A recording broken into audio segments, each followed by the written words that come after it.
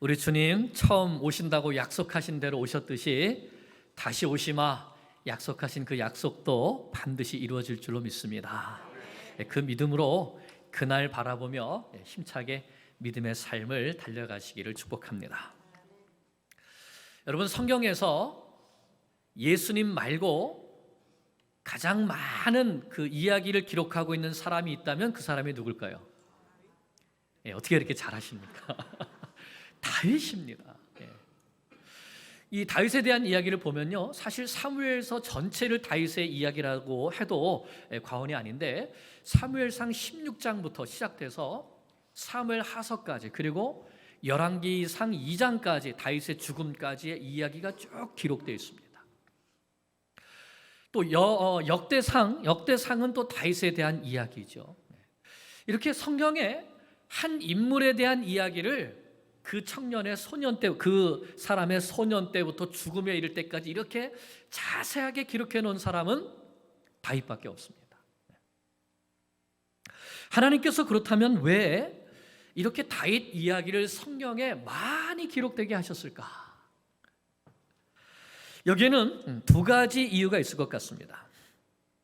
하나는 하나님께서 우리들에게 본을 보여주고 싶으셨던 것 같습니다. 신앙생활이 뭔지, 하나님을 믿고 하나님을 믿는다는 것이 무엇인지, 하나님을 의지하고 따른다는 것이 무엇인지 다윗의 삶을 통해서 하나님께서 기뻐하시는 삶, 그 삶에 대한 본을 보여주고 싶으셨던 것 같습니다. 그래서 다윗의 인생을 자세히 살펴보는 것은 우리에게 큰 유익이 됩니다. 다윗의 인생이 어떻게 높아지게 되었고 또 어떻게 낮아지게 되었는가를 우리가 봄을 통해서 하나님 앞에 우리가 어떠한 믿음의 길을 걸어가야 되는가, 또 어떠한 길은 걸어가지 말아야 되는가를 우리가 배우게 되기 때문입니다. 본으로 보여주셨습니다. 둘째는 하나님께서 좀 자랑하고 싶으셨던 것 같습니다.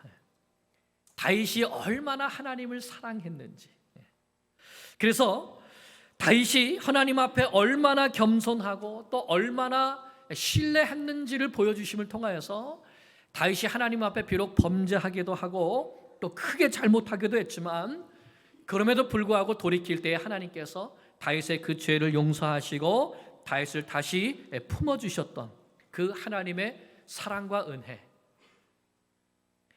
다윗이 하나님을 얼마나 사랑했는가도 보여주고 싶었지만 또 하나님께서도 다윗을 얼마나 사랑했는가도 또한 보여주고 싶으셨던 것 같습니다. 근데 오늘 우리가 바로 그 하나님의 사랑의 대상인 것을 믿습니다. 그래서 독생자 예수님을 주시기까지 우리를 사랑하시고 우리를 아끼시는 것을 믿습니다. 우리도 다윗처럼 하나님을 깊이 사랑하고 또 겸손히 하나님을 신뢰하는 믿음의 사람이 될 수 있기를, 그래서 하나님을 기쁘시게 하는 하나님의 자녀들이 될 수 있기를 간절히 축원합니다. 오늘 말씀은 사무엘하 8장에서 10장에 이르는 말씀입니다. 이 말씀은 크게 둘로 나눌 수 있는데요, 8장은 하나님께서 다윗의 나라, 다윗 왕국, 이스라엘 나라를 강성하게 세워주신 것에 대한 말씀입니다. 그 다음에 9장에서 10장까지는 이렇게 나라가 강하게 되었을 때에 다윗이 자기 나라와 또 백성들과 또 이웃에게 하나님의 은혜를 받은 은혜를 다른 사람에게 흘려보내는 모습이 있습니다. 이 말씀 가운데 하나님의 약속을 붙드는 믿음, 그리고 하나님께서 주신 은혜를 우리도 다른 사람에게 흘려보낼 수 있는 그런 사랑이 우리 가운데 있기를 축복합니다. 자, 8장 1절을 먼저 보겠습니다.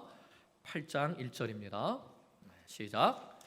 그 후에 다윗이 블레셋 사람들을 쳐서 항복을 받고 블레셋 사람들의 손에서 메덱 암마를 빼앗으니라. 아멘. 여러분, 사울이 이스라엘을 몇 년 동안 다스렸습니까? 네, 40년을 왕으로 다스렸습니다. 그런데 그 40년 이스라엘을 다스리는 동안 제일 이스라엘을 괴롭혔던 족속이 어디죠? 블레셋 족속입니다. 그래서 사울이 블레셋 족속과 많이 싸움을 했는데 사울이 몇 번 이겼죠? 몇 번 이긴 적이 없습니다. 많은 시간 동안 블레셋이 쳐들어올 때마다 두려워하고 결국은 큰 패배를 당하고 자기와 자기 아들들도 다 함께 이 블레셋에게 죽임을 당하고 말았죠. 왜 사울의 인생은 이렇게 패배하는 인생이었을까요? 그것은 사울이 하나님을 의지하지 않고 자기 힘과 자기 능력을 의지하려고 했기 때문입니다. 그런데 오늘 8장 1절을 보니까 다윗은 블레셋을 쳐서 무엇을 받아냈습니까? 항복을 받아냈다고 말합니다. 이 항복을 받아냈다는 것은 다시는 싸우겠다는 겁니까? 안 싸우겠다는 겁니까? 이제는 우리가 다시는 이스라엘과 싸우지 못하겠다는 말이죠. 그리고 메덱 암마를 빼앗았다고 했습니다. 메덱 암마. 메덱 암마라는 뜻은, 메덱은 굴레라는 뜻이고 암마는 엄마. 히브리어도 우리랑 비슷합니다. 한국말이랑 비슷해요. 어머니의 굴레, 이런 뜻입니다. 그런데 여러분, 이제까지 블레셋의 큰 도시의 이름 중에서 메덱 암마라는 이름을 보신 적이 있습니까? 없지요. 그래서 성경학자들이 이 메덱 암마라는 것은 상징적인 이름일 것이다 라고 합니다. 어머니의 굴레. 그래서 그 당시에 이 고대의 나라들은 그 나라의 수도가 되는 도시를 어머니라고 불렀습니다.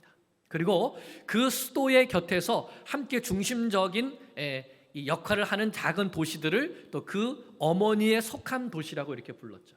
그래서 어머니의 굴레라고 하는 이 메덱 암마를 블레셋의 핵심이 되는 도시인 가사와 그 주변에 아스도시라든지 이런 네 개의 도시들을 함께 통칭하는 그런 명칭으로 보는 것이죠. 그렇게 해서 중심인 가드와 그 주변에 있는 네 도시들을 다 함께 다윗이 정복했다 하는 이런 뜻으로 해석을 합니다. 이 해석이 맞다고 생각되는 것은 똑같은 사건을 기록해 놓고 있는 역대상 18장 1절을 보면 이렇게 말씀하고 있습니다. 그 후에 다윗이 블레셋 사람을 쳐서 항복을 받고, 똑같이 여기까지는요, 블레셋 사람의 손에서 가드와 그 동네를 빼앗고, 이렇게 말하죠. 그러니까 다윗이 메덱 암마를 빼앗았다는 이 말은 결국 블레셋의 핵심 도시들을 다 빼앗았다, 블레셋에게 완전한 승리를 거두었다, 이런 뜻이 되는 겁니다. 이제는 더 이상 블레셋이 이스라엘을 괴롭히지 못하게 되었다는 것이죠. 오히려 이제부터는 블레셋이 다윗을 섬기게 되었고, 이스라엘이 이제는 지중해 연안까지 그 영토를 넓히게 되었다는 것입니다. 이스라엘이 더 강한 나라가 된 것이죠. 뿐만 아니라 2절을 보면 다윗이 또 모압을 쳐서 승리를 거두었습니다. 그때 다윗은 모압 사람들을 땅에 엎드리게 하고 키를 재어서 2줄 길이의 사람은 죽이고 1줄 길이의 사람은 살려두었다고 말합니다.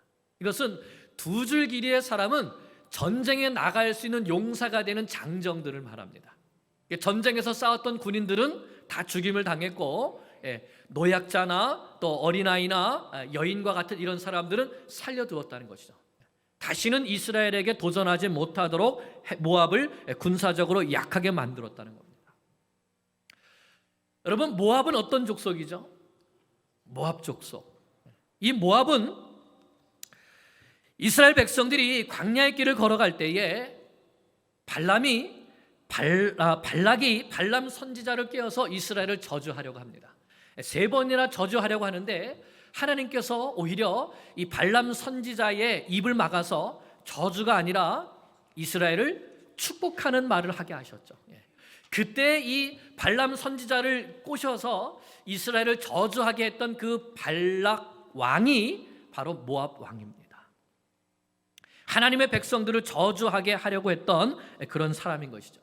자, 그때 하나님께서 발람의 입을 통해서 이런 예언을 합니다.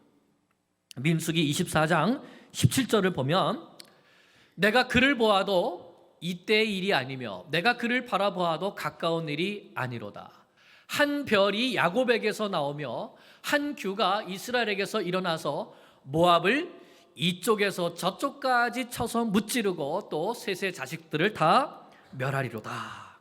이 예언이 발람이 했던, 이스라엘이 광야길을 걸어갈 때 했던 이 예언이 바로 오늘 다윗에 의하여서 이루어지게 된 것이죠.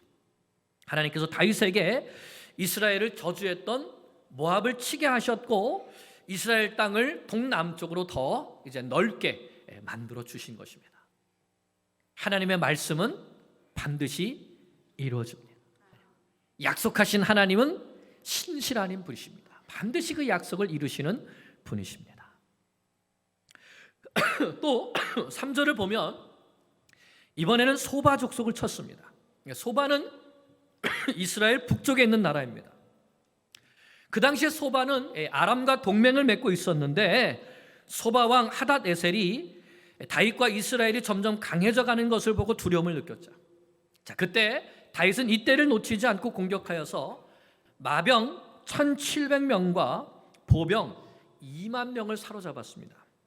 그런데 그 중에 마병 1,700명이 있었는데 그 중에 병거 100대의 말만 남기고 나머지 병거의 말들은 다 발의 힘줄을 끊어버렸습니다. 그리고 소바와 동맹을 맺은 아람 군대가 소바를 도우러 왔지만 또 다윗은 아람 군대 2만 2천 명을 또 쳐서 무찌르게 되죠. 이렇게 승리하게 됩니다. 그래서 소바와 아람 모두 이스라엘 북쪽에 있는 소바와 아람 나라 모두 이제 다윗의 종이 되어서 다윗에게 조공을 바치게 되고, 그래서 다윗 왕국의 영토가 이제 동쪽으로는 유브라데 강까지의 영토로 확장을 하게 됩니다. 자, 그러자 하맛 왕 도인은 다윗 왕을 이길 수 없음을 깨닫고 스스로 종이 되겠다고 아들을 보내서 조공을 바치게 되죠. 자, 그리고 또 다윗은 이스라엘 남쪽 지역에 있는 에돔까지도 정복을 합니다. 그래서 종으로 삼지요. 자, 이렇게 다윗이 동서남북으로 전쟁에서 승리를 하면서 결국은 그 영토가 넓어지게 되었고 어느 누구도 감히 건드릴 수 없는 강한 나라가 되었습니다. 그러면 사울 왕 때는 사실 별로 힘도 쓰지 못하고 오히려 이웃 나라들에게 계속 괴롭힘을 받던 나라였는데 왜 다윗이 왕이 된 때에는 이렇게 이스라엘이 강한 나라가 되었을까요? 왜 그랬을까요? 다윗이 강했기 때문일까요? 아니죠. 다윗은 하나님께서 7장에서 자신에게 주신 약속을 믿고 어느 나라도 이스라엘을 괴롭게 하지 못하겠다, 이스라엘에게 평강을 주시겠다는 이 약속을 믿고 믿음으로 도전했습니다. 그런데 자기 힘이나 자기 군대를 의지하지 않았습니다. 누구를 의지했습니까? 오직 하나님만 의지했습니다. 우리가 그것을 어떻게 알 수 있죠? 우리 4절 말씀을 다시 한번 같이 보겠습니다. 4절 시작. 그에게서 마병 7,000명과 보병 2만 명을 사로잡고 병거 100대의 말만 남기고 다윗이 그 외의 병거의 말은 다 발의 힘줄을 끊었더니. 여러분, 강한 나라가 되려면 강한 군사력을 가져야 되겠죠. 그러면 병거와 말이 많아야 되겠습니까? 적어야 되겠습니까? 많을수록 좋겠죠. 그런데 다윗이 1,700대의 병거와 말들 가운데 다 죽이고 몇 개만 남겼다고요? 100개의 병거와 말만 남겼다고. 나머지는 다 발의 힘줄을 끊었다고 합니다. 자, 다윗이 왜 이렇게 했을까요? 왜 이렇게 했을까요?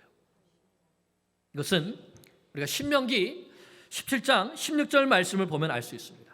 이 말씀은 하나님께서 모세에게 이제 이스라엘의 왕을 달라고 할 텐데 이스라엘의 왕은 이런 것들을 하지 말아라 하는 말씀 가운데 있습니다. 같이 읽어볼까요? 시작.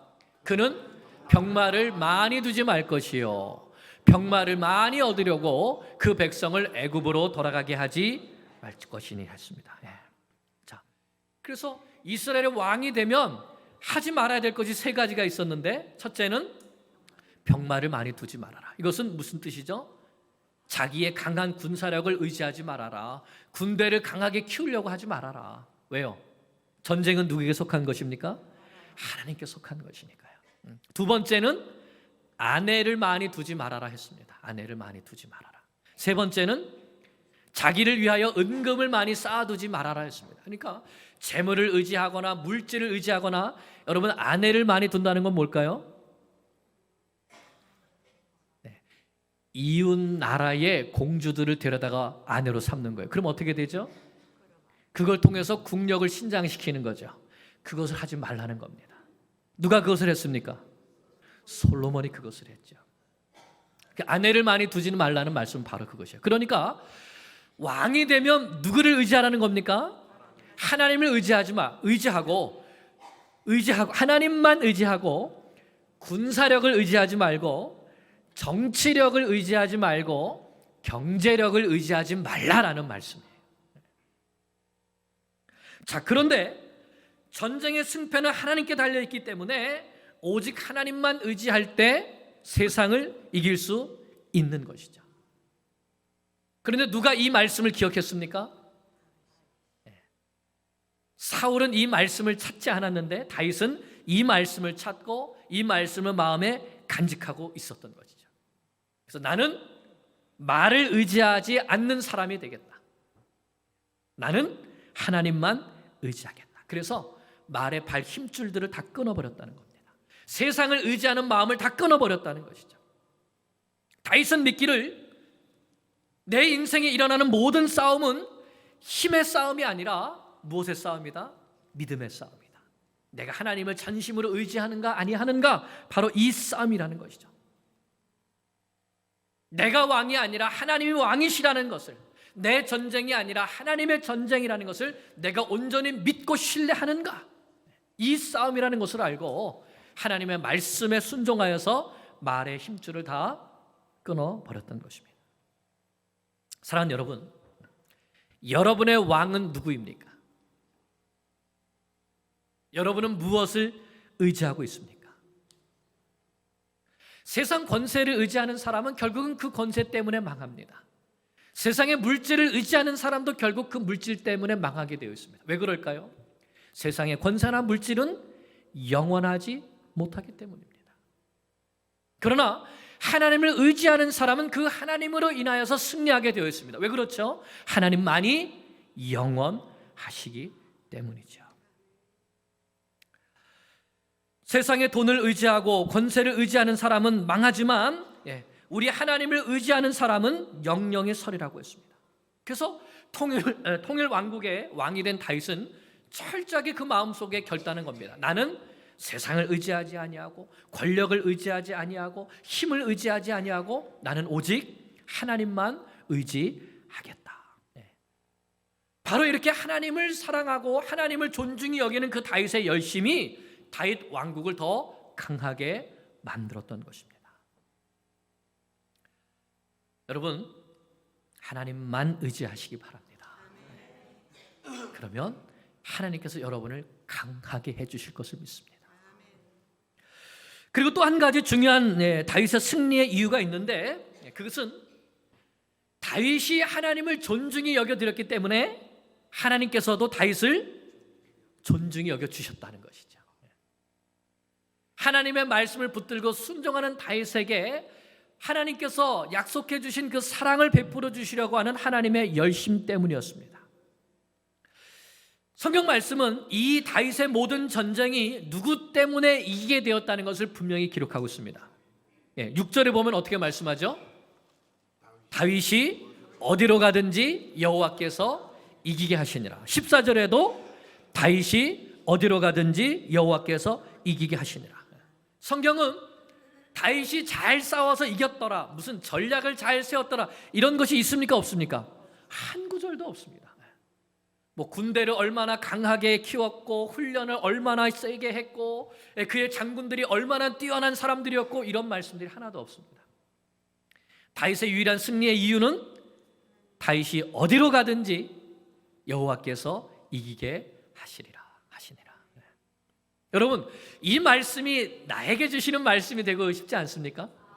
내가 어디로 가든지 여호와께서 이기게 하시니라.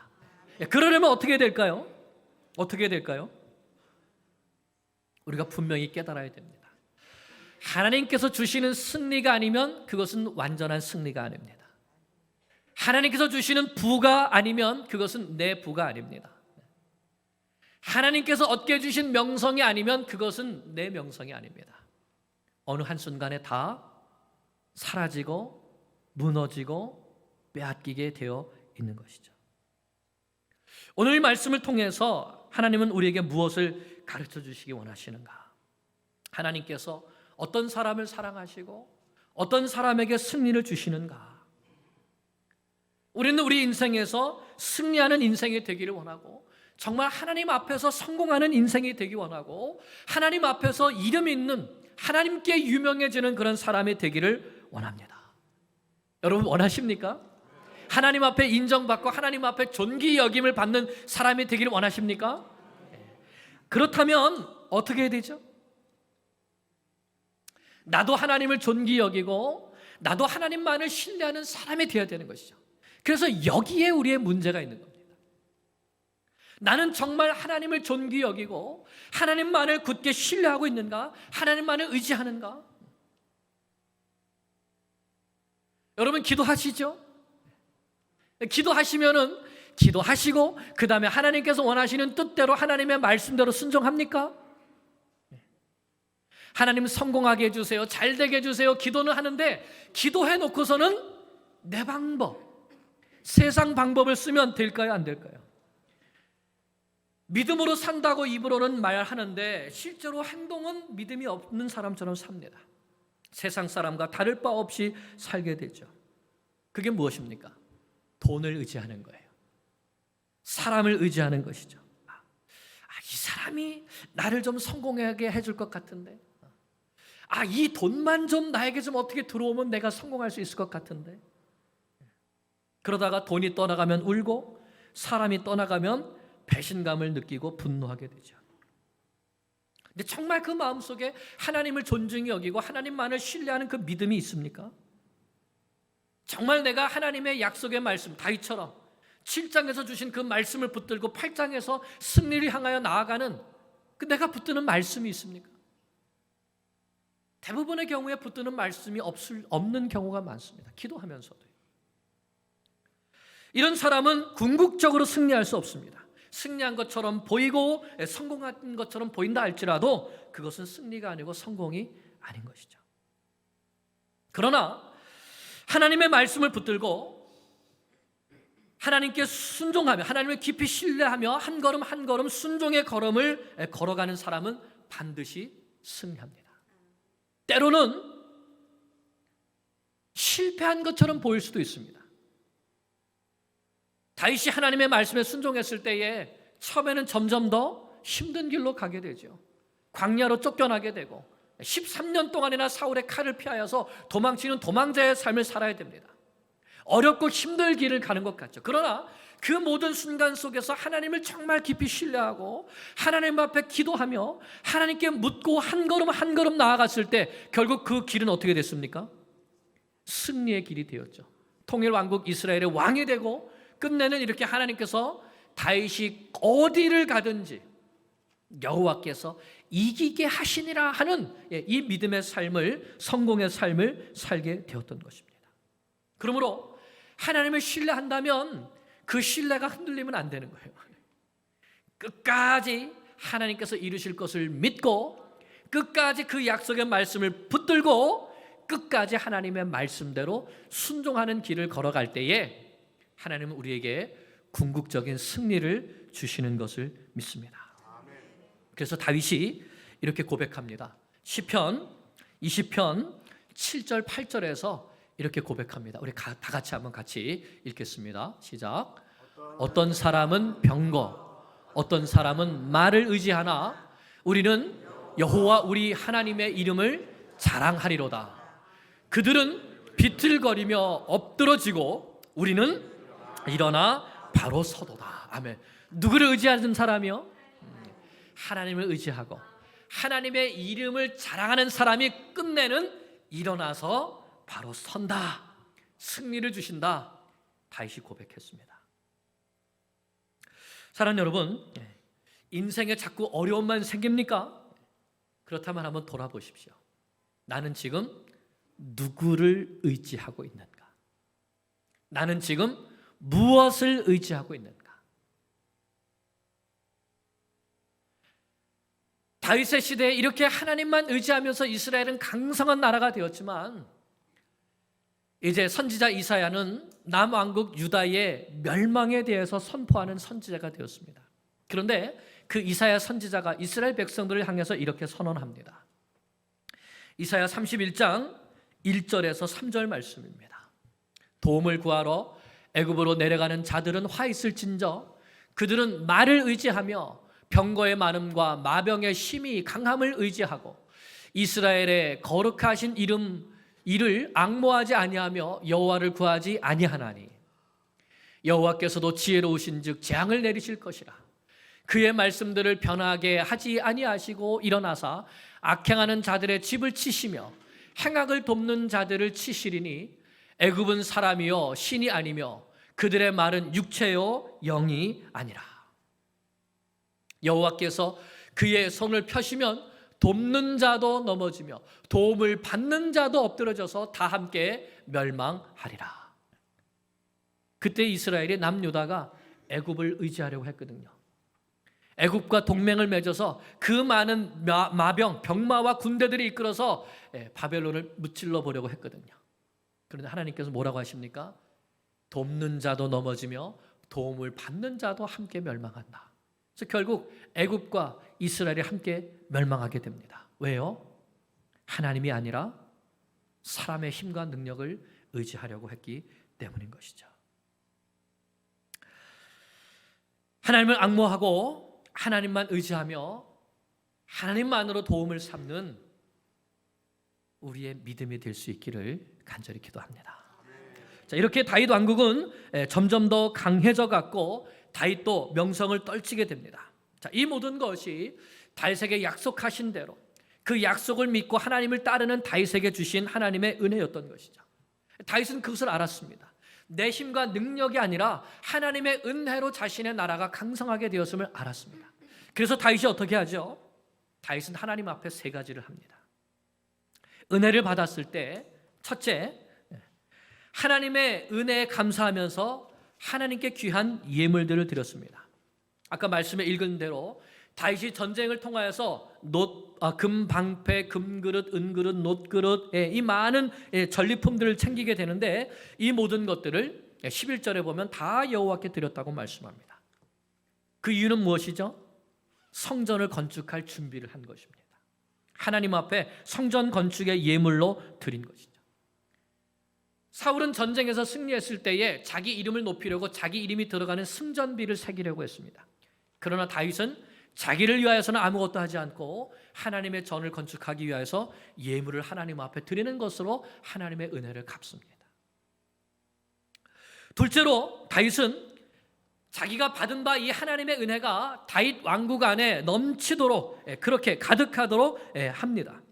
먼저 다윗은 하나님을 닮은 정의와 공의의 왕이 되는 것이죠. 자, 15절을 보겠습니다. 15절 시작. 다윗이 온 이스라엘을 다스려 다윗이 모든 백성에게 정의와 공의를 행할세.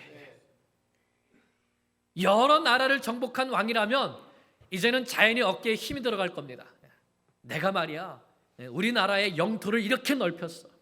이제는 아람도 하닷도 에돔도 다 우리에게 조공을 바치고 블레셋도 이제는 감히 우리를 넘보지 못하고 어깨에 힘이 들어가고 자랑하고 교만해지기 쉽죠. 자, 그런데 다윗은 하나님께서 주신 이 힘을 가지고 자신이 다스리는 모든 나라 안에 정의와 공의가 나타날 수 있도록 했다는 것입니다. 그래서 그에 합당한 일꾼들을 세워서 모든 백성들에게 하나님의 은혜가 베풀어지게 했던 것이죠. 하나님께서 다윗에게 약속해 주셨던 대로 메시아 왕국의 꿈, 공의와 공평이 다스려지는 나라, 그런 나라가 될 수 있도록 다윗은 받은 은혜를 흘려보냈습니다. 나라 안에 흘려보냈습니다. 셋째로 다윗은 사람에게 받은 은혜도 갚았습니다. 하나님께 받은 은혜도 갚았지만 사람에게 받은 은혜도 갚죠. 이제 9장 말씀을 보면 다윗이 요나단이 자기에게 베풀어줬던 그 은혜를 기억하고 요나단의 아들을 찾아서 그를 돌봐주게 되죠. 요나단의 아들 무비보셋을 찾아낸 다윗은 그를 자기 아들같이 여기면서 자신과 한 상에서 같이 먹게 합니다. 또 사울에게 속했던 모든 밭들도 이 무비보셋에게 다 돌려주게 되죠. 요나단이 자기에게 베풀어 주었던 그 사랑, 또 요나단과 맺었던 그 은혜를, 약속을 기억하고 은혜를 베풀어 준 것입니다. 우리가 하나님의 은혜를 기억하고 그 하나님께 은혜를 갚는 것도 중요합니다. 그러나 하나님께서 어떤 사람을 통하여서 우리에게 은혜를 베풀어 주셨다면 또 그 사람에게 은혜를 갚는 것도 마찬가지로 중요하다는 것이죠. 다윗은 은혜를 받을 줄 아는 사람이었고, 또한 받은 은혜를 하나님께 갚을 뿐만 아니라 자기 나라 백성들 가운데 또 자기에게 은혜를 베푼 사람에게 같이 흘려보낼 줄 아는 사람이었다는 겁니다. 그러니까 하나님의 사람은 어떤 사람이죠? 하나님만 신뢰하는 사람은 하나님께 은혜를 받을 줄 아는 사람이고, 또한 그 받은 은혜를 갚을 줄 알고 흘려보낼 줄 아는 사람이어야 한다는 것입니다. 반면에 10장을 보면 다윗이 암몬 왕 나하스가 죽었을 때 그를 조문하는 사절단을 보냅니다. 이 암몬 왕 나하스는 다윗이 도망 생활을 할 때에 다윗의 부모들을 돌봐주었던 그런 사람, 왕이죠. 그렇기 때문에 다윗이 그 받은 은혜를 기억하고 나하스에게 조문하는 사절단을 보내서 함께 위로하려고 했는데, 그의 아들 한우는 어떻게 합니까? 그의 아들 한우는 이 은혜를 받을 줄 모르는 사람이에요. 호의를 호의로 받을 줄 모르는 사람입니다. 그래서 자기 신하들하고 분명히 지금 다윗이 우리나라를 치려고 정탐하려고 이 사람들을 보냈다고 하고서는 그 사절단의 옷을 엉덩이까지 잘라버립니다. 그러니까 모욕을 준 것이죠. 그러고는 돌려보냈습니다. 여러분, 하나님께 은혜를 받고 또 하나님께서 사람을 통해서 은혜를 우리에게 주시는데, 은혜를 받을 줄 아는 사람이 되는 것도 굉장히 중요합니다. 한우는 은혜를 받을 줄 몰랐기 때문에 결국은 다윗의 적이 되게 되고, 결국은 다윗에 의하여서 멸망하게 되죠.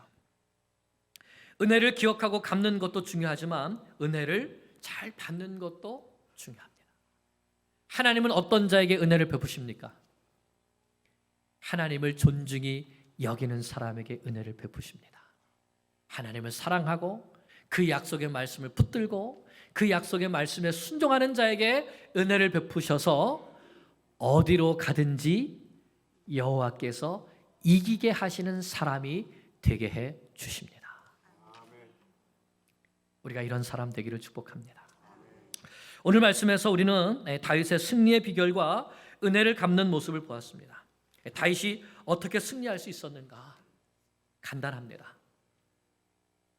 하나님만 의지했기 때문입니다.